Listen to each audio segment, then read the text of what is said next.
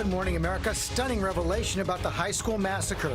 The sheriff now says his armed deputy was at the school when the gunman opened fire, but he never went in to stop it. As we learned, there were more missed warning signs. Panic as this plane slides off a runway this morning, and rain forces rescues overnight. Rivers overflowing from Texas to the northeast. A police officer saved. People forced from their homes, and the effort to also rescue animals as another storm moves in. Indicted. The governor at the center of a sex scandal now facing charges. Did he try to blackmail a former lover with an explicit photo? We'll have what he's saying now. And a tough night for Team USA.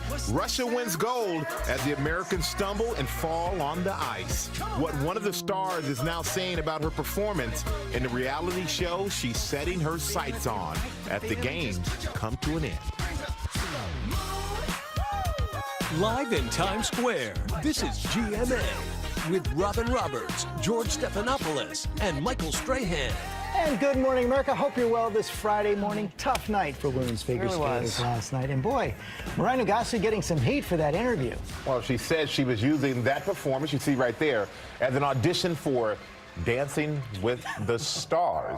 That's a little unusual, answer to the question she was asked. And Amy's going to talk about that when we talk to her in a little bit. That is ahead, but we're going to begin with that alarming revelation from Florida authorities about that school shooting. ABC's Victor Oquendo is there with the latest. Good morning, Victor. Good morning, Robin. The sheriff here not mincing words, saying that school resource deputy clearly knew there was a shooting going on, and he failed to act. This morning, the stunning admission from the sheriff's office. The armed deputy assigned to protect Stoneman Douglas High School in Parkland responded to the mass shooting last Wednesday, but failed to take action. The sheriff saying he watched the moment play out on surveillance video. What I saw was a deputy arrive at the west side of Building 12, take up a position, and he never went in. Instead, Sheriff Israel says Deputy Scott Peterson waited outside for 4 minutes. Was he there when the shooter was still inside the building? Yes, he was. And so what should he have done? Went in, addressed the killer, killed the killer.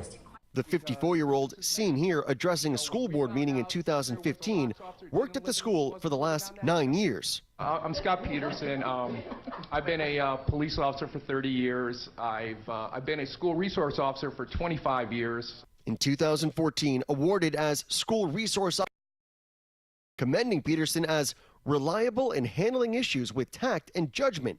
Now facing suspension without pay, the veteran deputy opting to resign and retire. Devastated, sick to my stomach. There are no words. I mean, these families lost their children. We lost coaches.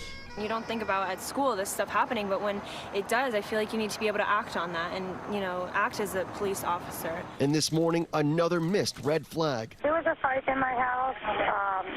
There's a kid and my son. Just months before the Parkland shooting, frightening 911 calls made multiple times by the family who had taken in suspected shooter Nicholas Cruz shortly after his mother died. And he's going to get his weapon at Dick's, I know that right now. So now he's pissed off, so... In that 911 call, you can hear that woman saying that he bought a gun, tons of ammo, and has put that gun to people's heads in the past. Nicholas Cruz's next court hearing is set for next Tuesday. Robin? So many missed. Some teachers and staff members.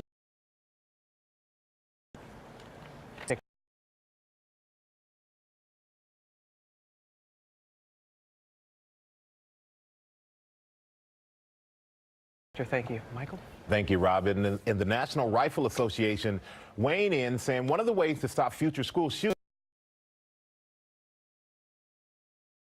Correspondent Tom Yamas is here with more. Good morning, Tom. Michael, good morning to you. More than a most powerful gun lobby, the NRA, is now responding with a major address on what happened in Parkland and telling supporters when it comes to protecting schools, more guns, not less, is what's needed. In the wake of the Florida counteroffensive, claiming gun control advocates are exploiting the tragedy. They want to sweep right under the carpet the failure of family, the failure of America's mental health system, and even the unbelievable failure of the FBI. The NRA chief addressing supporters and GOP members at CPAC, the annual conservative conference. The whole idea from some of our opponents that armed security makes us less safe is ridiculous.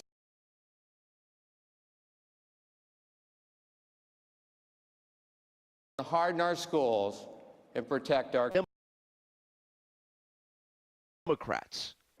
By the national media, eager to blame the NRA and call for even more government control. They hate the NRA. They hate the Second Amendment. They hate individual freedom.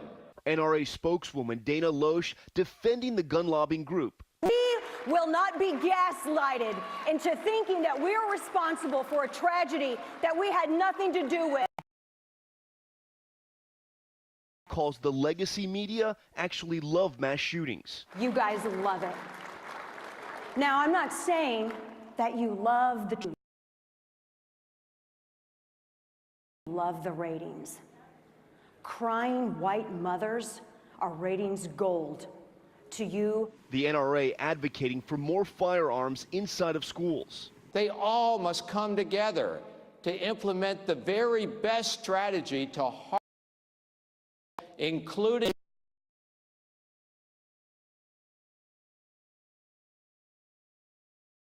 shooting in Parkland.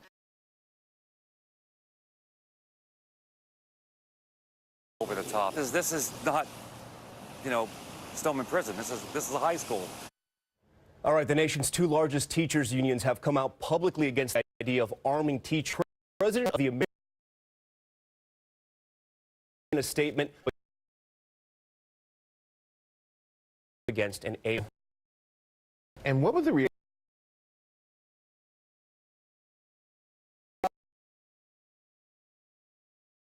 Was cheering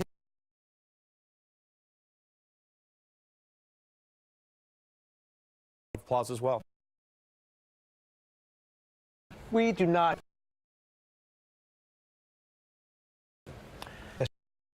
Yesterday, President teachers and again can see permit for you won't have in my. I'm a child. White House correspondent Cecilia Vandy. The president has been in close From showing not all teachers here, adept people, bonus. The largest teachers are at something that the president is opposed to. Teachers is going to go very far in Congress right now, but for the ability. And also talk. Expect to have to go up people in high favor. Increase. So Robert Mueller and his deputy. Robin, good morning. New 32-count superseding and accuses $1 million into office. Prosecutors say much came from Ukrainian politicians with close and they say worked for the Trump investigators. The alleged lavish lifestyle.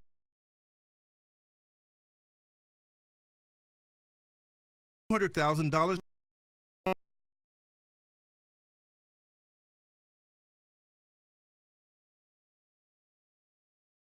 Manafort released all the charges for possible pressure.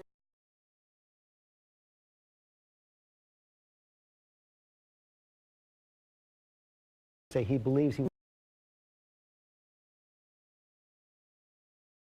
facing, let's say,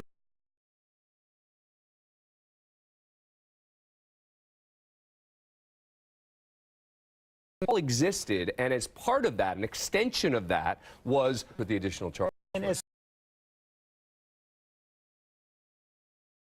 making a deal, these Absolutely. I mean, look, the possible agreement isn't happening. You don't know that's the case here. They certainly still could reach a deal for something like that. But the fact that these charges have been filed absolutely increases the heat on both Manafort and Gates.